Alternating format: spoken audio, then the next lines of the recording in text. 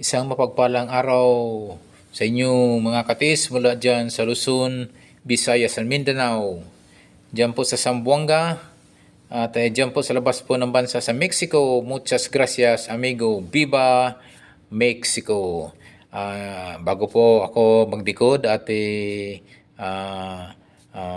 mag-analisa po sa pinadala, mayroon pong pinapadala po ang ating katis po mula dyan sa Mindanao ng isang treasure sign o treasure marker na ito yung napakagandang treasure marker na kanyang pinapapadikod sa atin, pinapa-analisa at atin pong tulungan po sa pagdikod at pag-analisa yung mga kates po natin na nakahook na nakasubaybay po at nanonood po ngayon sa aking YouTube, sa aking video ngayon na sana po ating matulungan sa pag-analisa at makikita po natin at yung mga direksyon, aruhid, mga pinpoint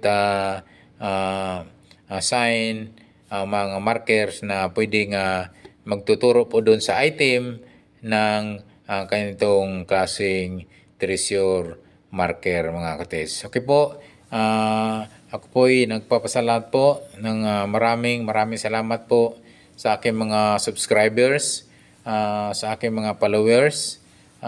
Salamat po sa pagtitiwala po at sa mga nagpapadala po ng mga picture po ng treasure sign, markers and symbols. Salamat sa pagtitiwala at ako po ang inyong napili upang sa pagdidikod at sa pag-analisa ng mga treasure sign, markers and symbols mga katits. So, ito po ay ating pong pagtulong-tulungan po na mabigyan po natin ng linaw at tamang pagdikod ng isang pong hardship na ito pong treasure sign nito mga katiits. So ito po mga katiits ay ating tingnan ng maigi kung ano po yung mga pwedeng mga direction po, kung ano po yung pointer sign. Kailangan po sa pagdidikod po ay hindi pa talaga 101% na ito po ay nalulukit po yung items unless po nakakatulong po talaga yung treasure hunting equipment like metal detector and gold locator mga katiits. So, speaking of gold locator mga katiits, at mayroon na po tayong made in Philippines na gold locator na swak sa bulsa at murang-mura. Ito ay gawa po ng si Mr. Rolly Adlaon Look po. At hindi lang po yan, mayroon din siya mga aurameter and Japanese one mga katiits. So, kung gusto niyo pong bumili, PM lang po kayo kay Mr. Rolly Adlaon Look or pwede kayong tumawag sa mobile number 09262632 843. 09262632 843. Contact Mr. Rolly Adlaon Look. Okay? Atin na pong umpisahan sa pagdidikod po at pag-analisa ng napagandang legit na treasure markers nito mga katiits. So, isa pong heart shape po ang ito pinadala po ng ating katiits mula dyan sa Mindanao. So, kumusta po kayo dyan mga katiits dyan sa Mindanao? Happy treasure day sa inyo mga katiits. So, ito po ay isa napakagandang pong treasure marker o treasure stone marker na pinadala po ng ating katiits dyan mula sa Mindanao. Ito po ay isang man-made na talaga pong sinadya po na ito po ay sa tingin ko po itong treasure marker nito po ay talagang sadyang inukit or linagay po mismo sa ibabaw ng bato. I-check nyo po katiits, tingnan nyo po itong mukhang ito'y pinatong lamang po.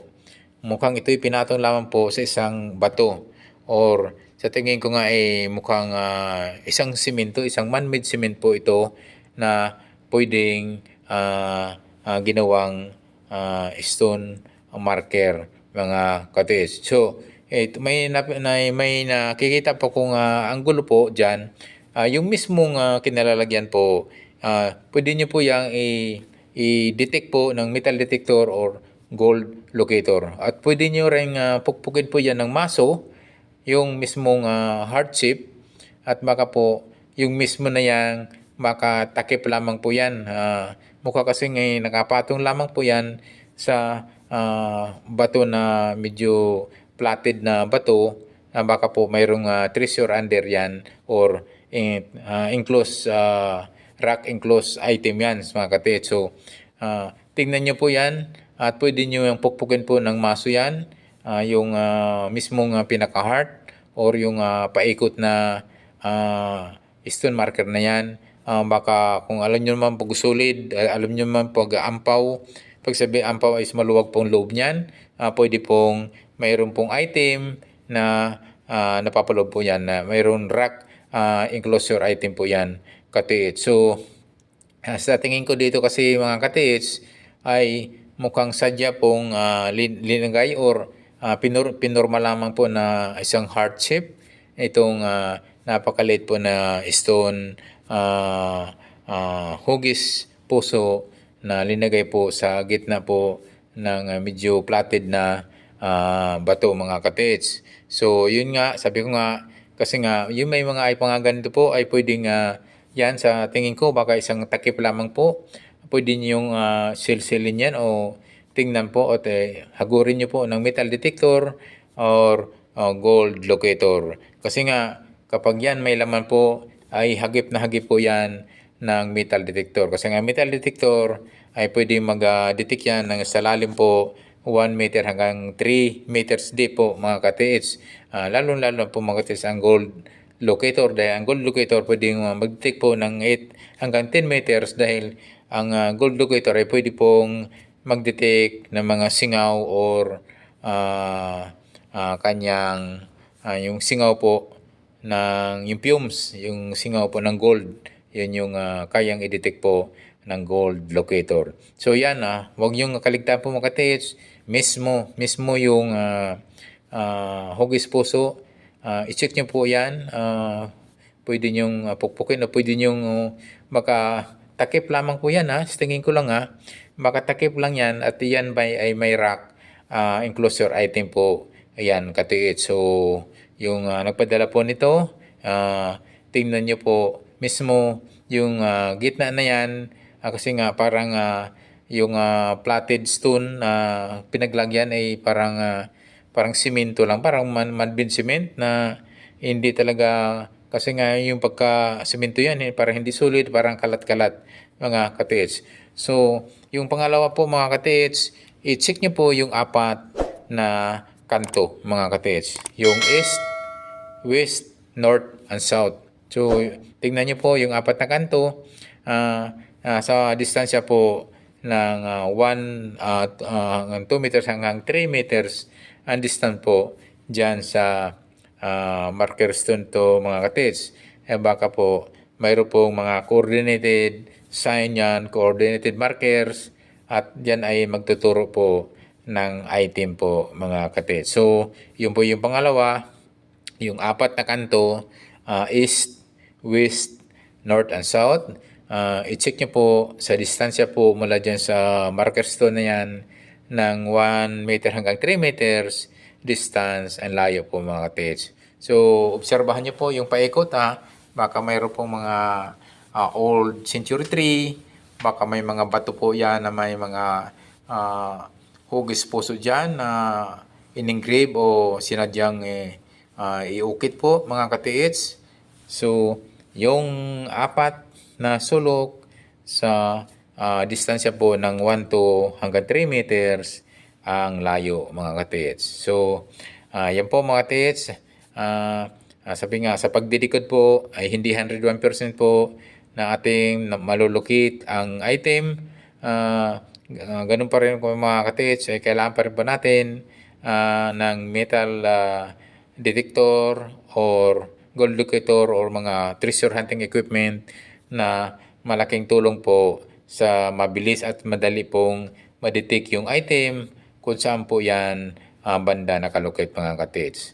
So yan mga katits ay tingnan nyo po yung bandang west na kung saan nakaturo po yung pinakadulo po ng hearts ng 1 to 3 meters. Then, i-check nyo po rin po yung south ng 1 to 3 meters din ang distance. Ganun din po yung kanyang north sa distance po ng 1 to 3 meters as well as the east mga kates, yung kanyang bandang east area sa distansya po ng 1 meter hanggang 3 meters po mga katits. So ito po mga katits, sana po ay nasundan po ng ating katits at ito yung nagpadala po na galing sa Mindanao na isang napakaganda at napaka-legit treasure marker na isang hugis puso na ito po ay parang ay sadyang linagay lamang sa sentro po ng bato nito mga katits. Ang tingin ko nga sa bato nito ay parang man-made cement o baka semento lang ito. Kasi iba tingnan nyo po, pwede nyo pong ma-check yan. Pwede nyo pong buhusan po ng muriatic acid yan. Kapag man-made cement po yan ay kumukulo yan. Ay kapag natural rock yan ay iba yan, hindi yan kukulo mga katits. Ang palatandaan po yan, kahit acid lang yan, natural acid, kapag man-made cement yan ay bubula yan o kukulo yan mga katits. Yung mismong man-made cement. So, yun ang pagkatandaan nyo mga katits. So, ito po mga katits, sana po ating nabigyan po ng mga linaw o anggulo at sa pag-analisa ang ating katits po dyan sa Mindanao na nagpapadala nitong picture na treasure marker na isang hugis puso mga katits. Okay po mga katits, ako po ay nagpapasalamat po sa mga awid kong taga-subaybay ng aking YouTube channel at siyempre po sa aking mga followers po at sa aking mga bagong followers, mga bagong subscriber. Ako po ay nagpapasalamat po. Maraming salamat po sa inyong suporta mga katits. Bagamat ito'y bago pa lamang po ang aking YouTube channel, ang aking tema po ng aking YouTube is more on decoding and analyzing sa mga treasure, sign, symbols, and markers mga katits. So ito po mga katits, at harinawa po ay tayo po ay pagpalain po ng pong may kapal dahil alam mo nga ang wealth, ang kayamanan po ay ang mayari po niyan ay si Lord Jesus Christ at pwede po tayong humiling sa Kanya na pwede ba tayo'y pagbigyan at tayo'y mabigyan po ng kayamanan na yan mga kapatid. So, siya pa rin po ang isa po na ating nilalapitan pagdating po ng mga pangangailangan po natin sa buhay. Happy Treasure Day mga katits. So po mga katits, yung bago pa lang sa aking YouTube channel, please don't forget to subscribe. And also don't forget to hit the notification bell button para updated po kayo sa aking mga video pang ipapalabas po. Okay po, hanggang dito na lang po mga katits. God bless us always. Maraming salamat po katits.